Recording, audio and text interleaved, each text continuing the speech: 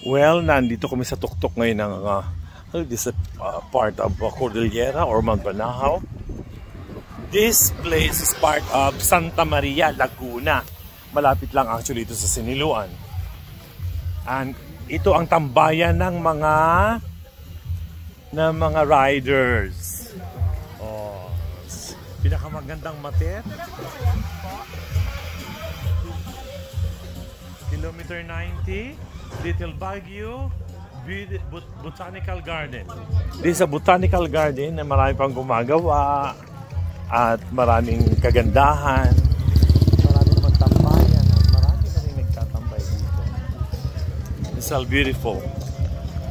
Ang nakalagay naman dito sa iba ay tuk-tuk. Siguro may akyatan dito.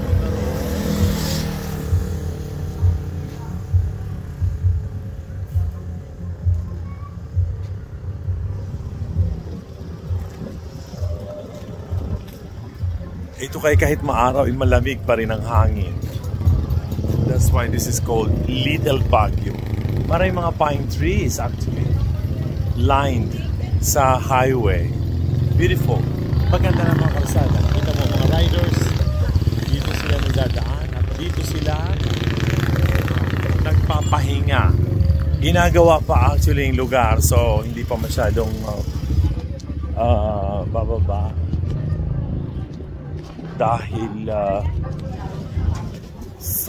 marami nang humihinto, maraming dumadaan, so pinapalawak nila ito. Siguro gaganda ito in the long run. At sa baba ay mayroon silang botanical garden. Yun nga lang, hindi pa alam kung kailan matatapos yun.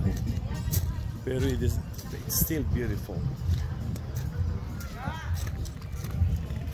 So ito, beautiful.